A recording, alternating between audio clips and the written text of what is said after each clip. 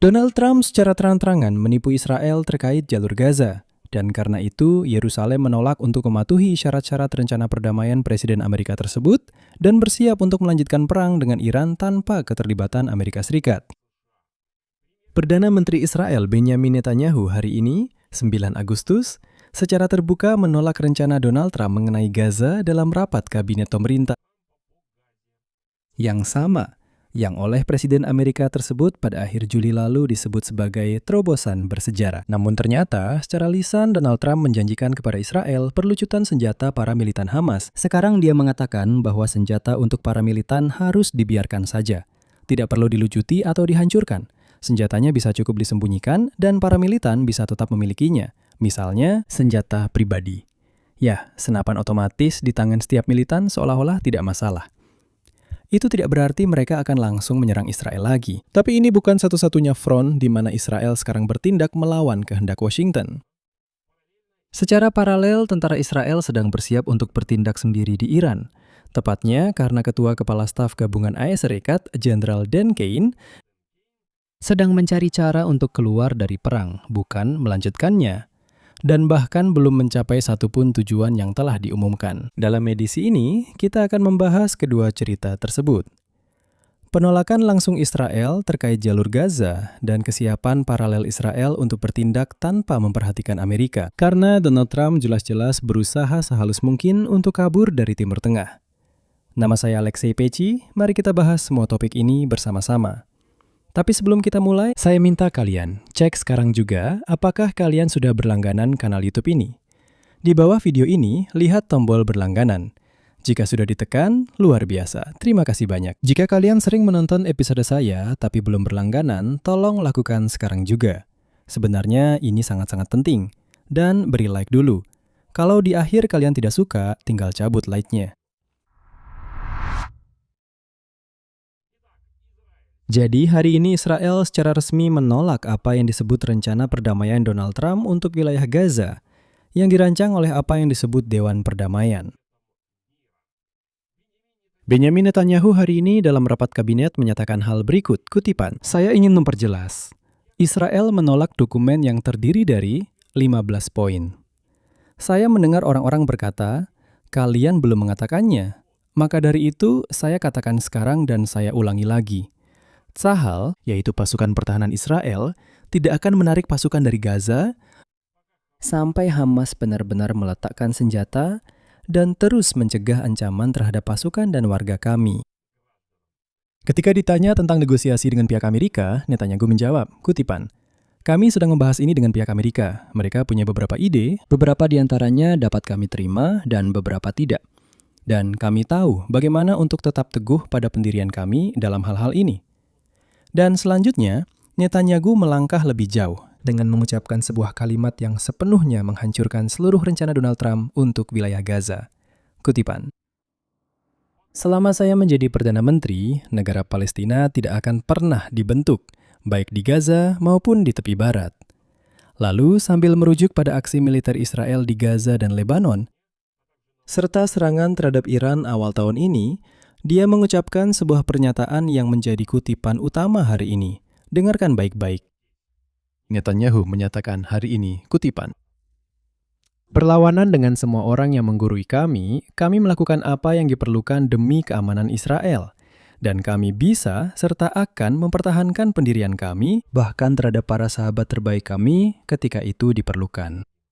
Seperti yang Anda pahami, ini adalah pesan langsung kepada sahabat terbaiknya, Donald Trump, bahwa jika memang perlu melakukan sesuatu demi keamanan Israel, maka Israel siap untuk bertindak bahkan melawan sahabat terbaiknya sendiri. Di sini saya ingin menyapa semua orang yang di kolom komentar meyakinkan bahwa Alexei Peci benar-benar salah. Ketika Alexei Peci mengatakan bahwa sebenarnya ada konflik yang sangat keras antara Trump dan Netanyahu. Dan ketika baru-baru ini, pada akhir Juli, Netanyahu bertemu dengan Trump, suasananya benar-benar terasa dingin. Tapi beberapa pengamat Israel mengatakan tidak, itu adalah peristiwa bersejarah. Mereka sudah sepakat tentang segalanya, semuanya benar-benar terkendali, Netanyahu sedang di atas angin dan sebagainya. Nah, itu tuh yang katanya di atas angin, itu tuh yang katanya terkendali. Ketika kita akan membahas ini lebih detail tentang bagaimana Dewan Perdamaian Donald Trump pada kenyataannya berkata, ya, Mari kita biarkan Hamas tetap memegang senjata itu. Dan cukup, ya, kita ambil saja janji dari mereka bahwa mereka benar-benar tidak akan pernah menyerang lagi. Dan justru konteks penolakan Netanyahu ini penting, karena hal itu menunjukkan seberapa jauh posisi-posisi tersebut berbeda dengan apa yang secara publik diumumkan oleh Donald Trump.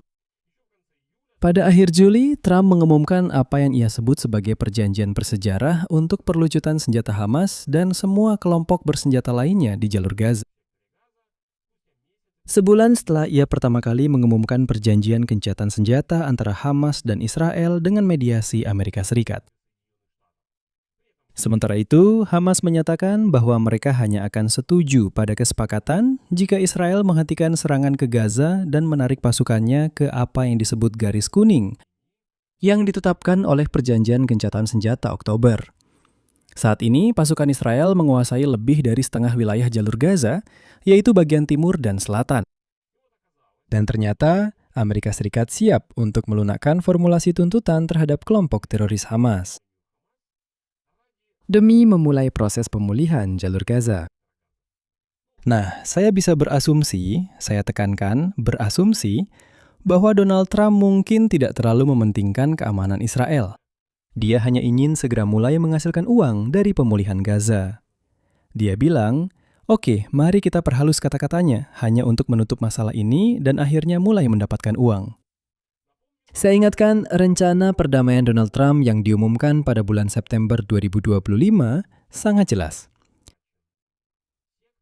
Wilayah Gaza akan didemilitarisasi, infrastruktur teroris akan dihancurkan, dan semua alat perang akan dinonaktifkan secara permanen.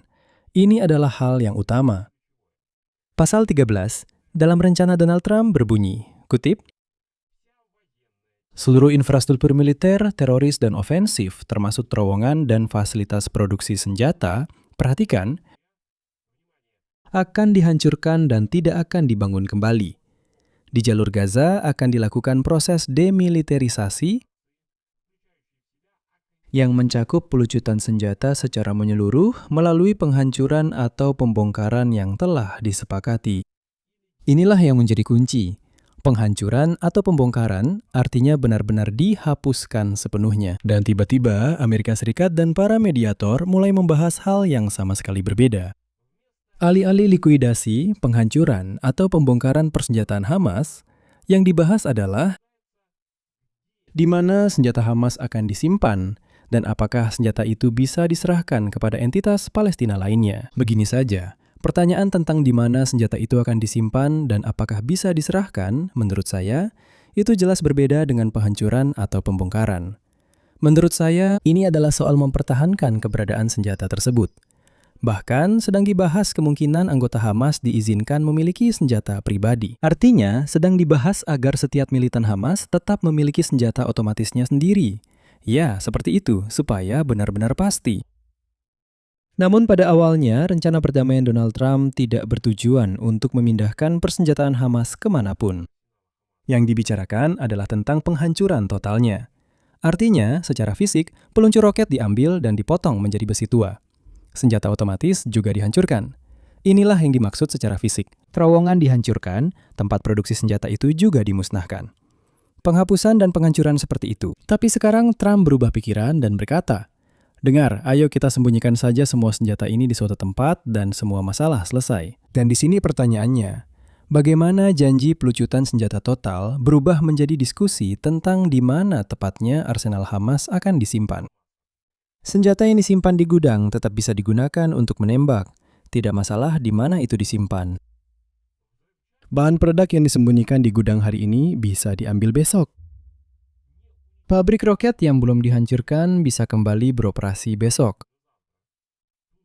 Terowongan, sekali lagi, bisa digunakan kembali jika belum diledakkan atau ditimbun, karena masalahnya selalu terletak pada akses militan Hamas terhadap senjata, bukan pada tempat senjata itu disembunyikan secara fisik. Lucunya, sekarang Dewan Perdamaian ini mengatakan bahwa senjata itu hanya perlu disembunyikan, dan bahwa Hamas tidak akan bisa mengaksesnya akan dijamin oleh beberapa pasukan perdamaian asing.